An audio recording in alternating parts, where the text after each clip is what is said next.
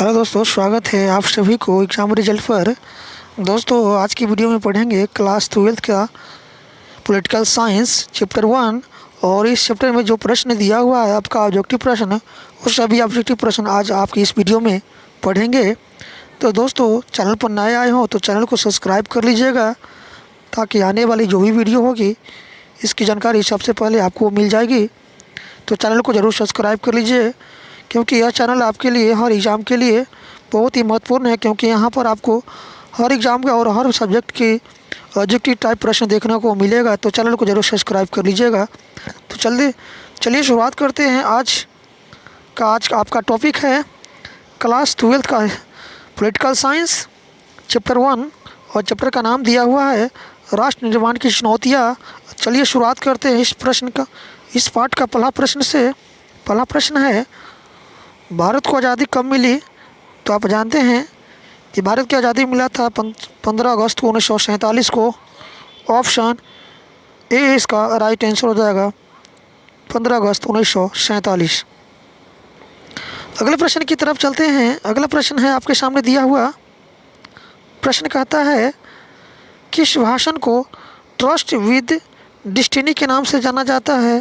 तो यह आपका नेहरू जी के भाषण को ट्रस्ट विथ डेस्टिनी के नाम से जाना जाता है। ऑप्शन सी इसका राइट आंसर हो जाएगा। अगला प्रश्न है, प्रश्न कहता है, आज़ादी के समय भारत को कौन सी समस्या विरासत में मिली थी? तो विभाजन और विस्थापन, ये समस्या भारत को आज़ादी के समय विरासत में मिली थी। ऑप्शन बी इसका राइट आंसर हो जाएगा। अगला प्रश्न है आपके सामने दिया हुआ, भारत के विभाजन का आधार क्या था? तो यह था आपका धर्म। ऑप्शन से इसका राइट आंसर हो जाएगा। अगला प्रश्न है आपके सामने, विभाजन के समय किस राज्य में सबसे ज़्यादा हिंसा हुई थी? तो यह हुआ था आपका पंजाब में। ऑप्शन बी इसका राइट आंसर हो जाएगा।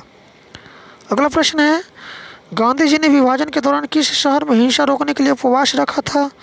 तो यह था आपका कोलकाता। ऑप्शन बी इसका राइट आंसर हो जाएगा। अगला प्रश्न है, गांधी जी की हत्या किसने की थी? नाथूराम गॉडसे ने गांधी जी की हत्या की थी। ऑप्शन ए इसका राइट आंसर हो जाएगा।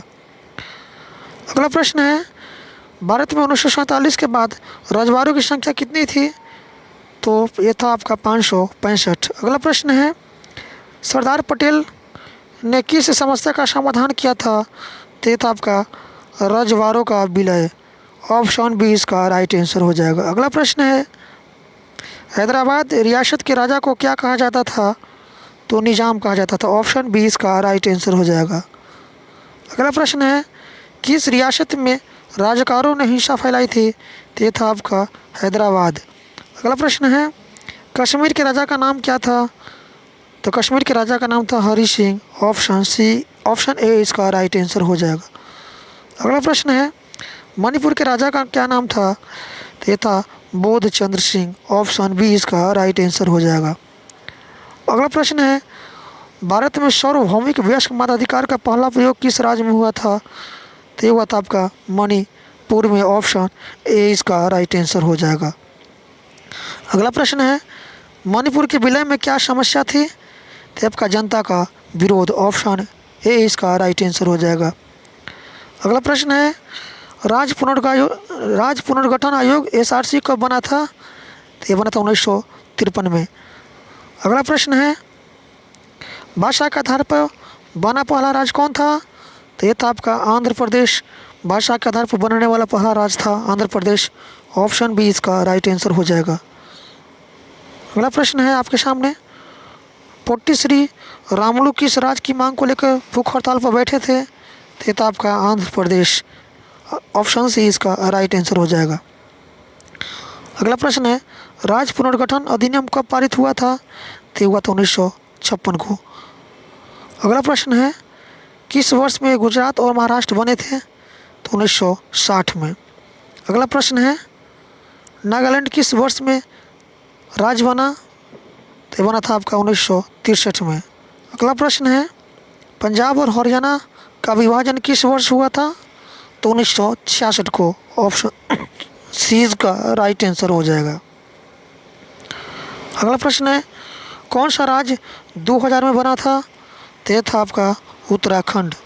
अगला प्रश्न है, मणिपुर का किस साल में भारत में विलय हुआ था? तो 1949 को। अगला प्रश्न है, गांधी जी की हत्या कब हुई थी?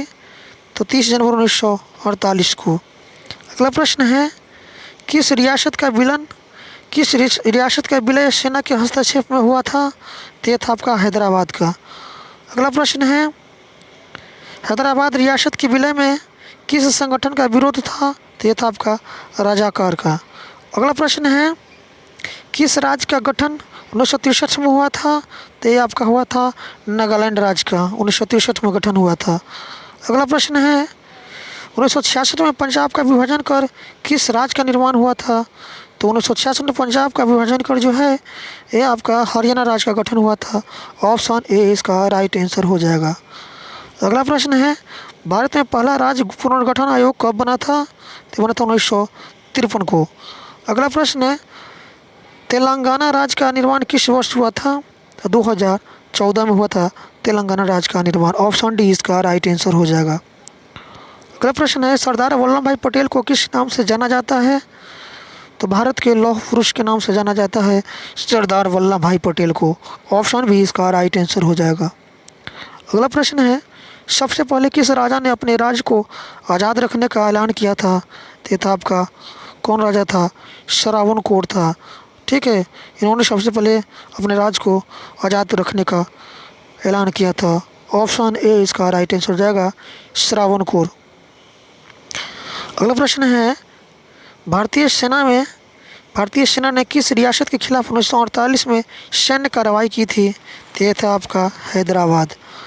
अगला प्रश्न है, भारत में सबसे पहले सार्वभौमिक वयस्क मताधिकार का प्रयोग कहाँ किया गया था?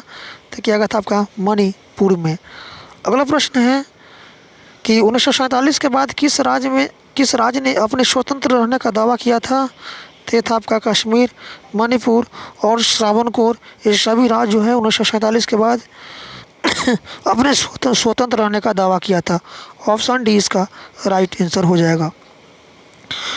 अगला प्रश्न है, विभाजन के बाद कितने लोगों को अपना घर छोड़ना पड़ा था? तो विभाजन के बाद 80 लाख लोगों को अपना घर छोड़ना पड़ा था। ऑप्शन बी इसका राइट आंसर हो जाएगा। अगला प्रश्न है, किस राज्य का गठन भाषा के आधार पर सबसे पहले हुआ था? तो था आपका आंध्र प्रदेश।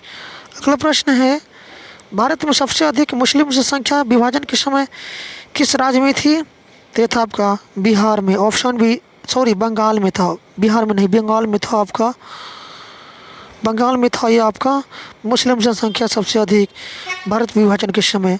ऑप्शन बी इसका राइट आंसर हो जाएगा। अगला प्रश्न है, प्रश्न कहता है कि गांधी जी के उपवास से कौन सा परिणाम हुआ था? तो ये था हिंसा और तनाव कम हुआ था गांधी जी के उपवास से। ऑप्शन बी इसका राइट आंसर हो जाएगा। अगला प्रश्न है, कश्मीर का भारत में विलय क्यों हुआ? तो कश्मीर का भारत में विलय इसलिए हुआ था कि पाकिस्तान के आक्रमण के कारण कश्मीर का भारत में विलय हुआ। ऑप्शन ए इसका राइट आंसर हो जाएगा। अगला प्रश्न है कि मणिपुर का भारत में विलय कब हुआ था? तो मणिपुर का भारत में विलय हुआ था 1949 को। ऑप्शन बी इसका राइट आंसर हो जाएगा। अगला प्रश्न है, राज्य पुनर्गठन आयोग की सिफारिशें कब लागू हुई थी? तो राज्य पुनर्गठन आयोग की सिफारिशें जो है यह 1956 में लागू हुई थी, 1956 में। अगला प्रश्न है आपके सामने, प्रश्न कहता है कि कौन सा राज्य पहले केंद्र शासित प्रदेश था और बाद में राज्य बना? तो ये था आपका गोवा, जो ना यह पहले केंद्र शासित प्रदेश था और बाद में राज्य बना था। ऑप्शन सी इसका राइट आंसर हो जाएगा। अगला प्रश्न है, भारतीय संविधान का कौन सा अनुच्छेद कश्मीर को विशेष राज्य दर्जा देता है? तो यह था आप है अनुच्छेद 370 जो है कश्मीर को विशेष राज्य का दर्जा देता है, संविधान का अनुच्छेद 370। अगला प्रश्न है आपके सामने, प्रश्न कहता है विभाजन के समय सबसे ज़्यादा हिंसा कहाँ हुई थी? तो हुआ था आपका पंजाब और बंगाल में। अगला प्रश्न है आपके सामने, गांधी जी ने विभाजन के समय किसके खिलाफ उपवास किया था? तो क्या था आपका सांप्रदायिक हिंसा के खिलाफ। अगला प्रश्न है आपके सामने, कश्मीर के राजा का नाम क्या था? तो हरि सिंह था। ऑप्शन ए इसका राइट आंसर हो जाएगा। अगला प्रश्न है, विभाजन के समय कितने लोग मारे गए थे? तो 5 से 10 लाख लोग विभाजन के समय मारे गए थे। अगला प्रश्न है किस रियासत के विलय के समय राजा ने आत्मसमर्पण किया था? तो ये था आपका हैदराबाद के विलय के समय राजा ने आत्मसमर्पण किया था। तो आपका नेक्स्ट चैप्टर है आपका एक दल के प्रभुत्व का दौर।